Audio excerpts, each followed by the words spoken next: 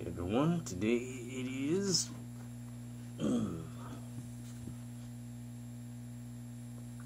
April, and today here's a review of Batman Incorporated number 9.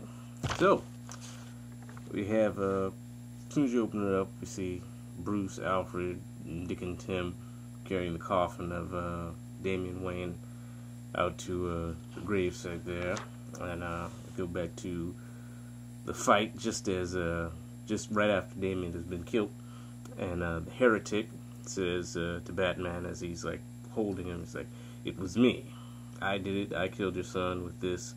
I beat you once tonight, old man, and you're weaker now." And he pulls off his like robing or whatever and reveals his like, I guess, Batman-esque outfit or whatever. It's looks to be like almost RoboCop type look to it. It's metal and stuff.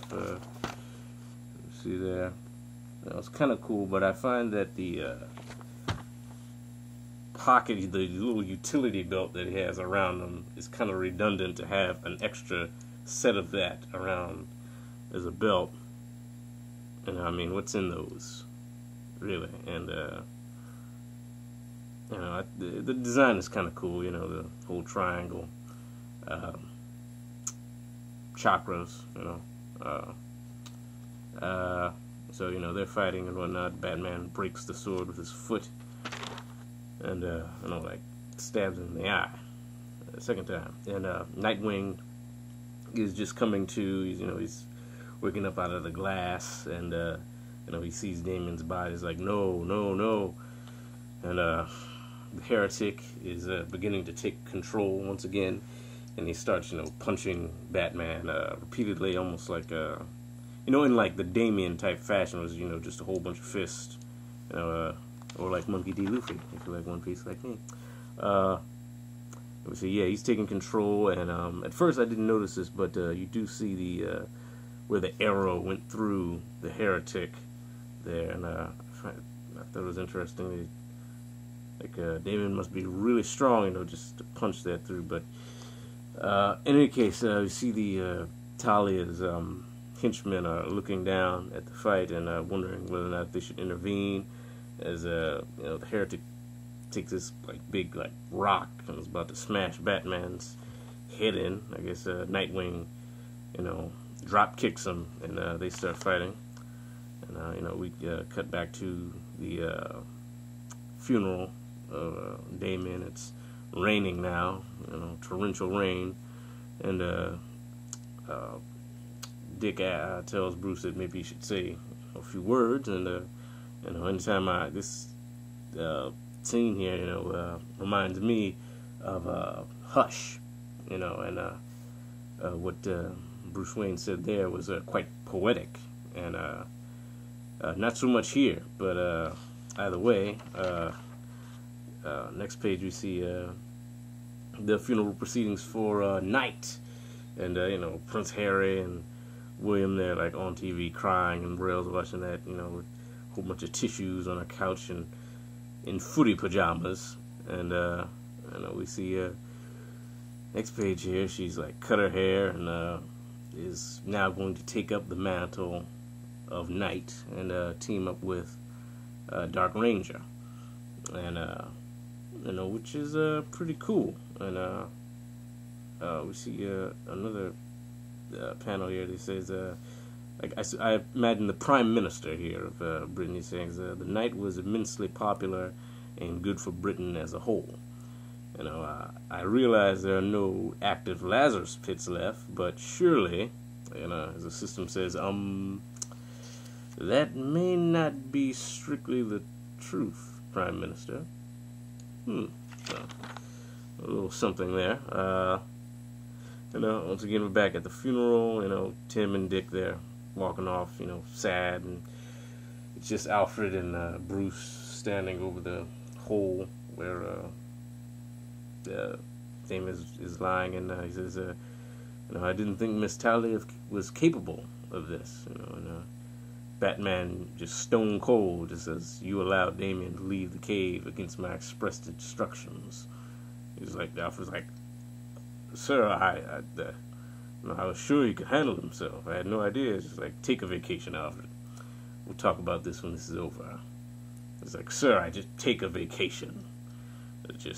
Bruce is just mad, and you see this here, which is, you can only describe by I mean, if you like, I know some people don't like the squintiness of people's faces in Batman Incorporated, but this right here is just hilarious. Just absolutely. And this stupid little Bruce, like he got bit by a bee, and only be overshadowed by this. Oh, he's got eyes. Oh my goodness! And this random panel that has no use whatsoever, because we cut back to the GCPD, and Alfred and the rest of the cops are watching the news as they're talking about what's going on in the streets, and at Wayne Enterprises, kids are hitting people with baseball bats and causing havoc in the streets, and we see the mutants. The mutants appear in this issue, with knives and baseball bats, straight out of freaking Dark Knight Returns, and somewhere in this, for some reason, the Heretic and Talia are having a conversation, and he's saying, my wounds have healed already, and I don't feel pain or tired, and she says, address me as Mother Lady Talia, unless I instruct you otherwise. Leviathan has many children. Leviathan is mother to no one. So she addresses herself. She is a Leviathan, I guess. It's her alter ego, and it's just in a passive aggressive way. She says, you killed him. You killed Damien before I gave an order. In the future, you will do as you are told. Remember what you are. The Heretic responds with, I watch, I learn, I listen, I am Batman now. And we cut back to, Batman has been thrown through the front door of Wayne Enterprises, and the Heretic is going on about how he's bigger, faster, younger, stronger, and he lifts Batman up and is about to, break him over his knee, and now you see kaboom, freaking he's exploded, the behind the floor is exploded behind him, and we see that Tim is taking control of the tank that's in the lobby, and blows him up, and also blows up Talia's henchman in the balcony there, and it's quite reminiscent of The Dark Knight Rises, sort of, but as Bruce Batman lays there, he says, "Robin, get Robin," and Nightwing runs out there with Damien's body in his hand, and Tim with Ellie, still grasping that little box. And next we see, I believe, the mayor or whatever, governor maybe of Gotham is saying how after all the chaos that's going on, Batman is no longer welcome in Gotham City. Dismantling the Batman Incorporated, initiative or whatever, and we see Ranger, Nightwing, and Tim. They're all, we had Batman Incorporated just went underground, and we cut to Ranger. He found some stuff, and with information about Wingman, Jason Todd, and he says the trail's as bright as day, and we see Jason. He's in a chair. Well, let me just show you. There, you see the little leg there, and it says, I expect you right now. You probably wondering where you are, Mr. Todd, Wingman. It could be heaven. It could be hell. What happens next is mostly up to you. So that's interesting. I still wonder whose leg that is. And these Firebird cult members or whatever.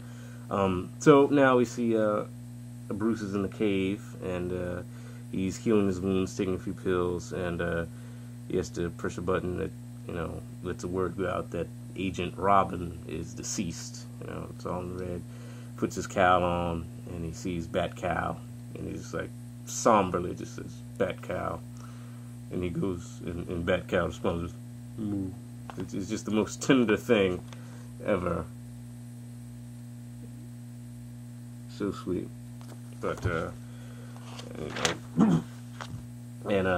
this Bruce just lets out this howl, and all the bats go flying and stuff. And if you're like me and you want to see the covers beforehand, this was what they had posted for the cover for issue 12, I believe, of Batman Incorporated. They want to do these little switcheroos, with the covers all of a sudden, which I don't mind. I think it's actually pretty cool. But yeah, this is a good issue. Pretty decent issue. But unless you're quite invested in Batman Incorporated, I suppose it is skippable. I don't know. Maybe get a 6 out of 10. So, yeah, that's my review. Thanks, guys, for watching. Peace.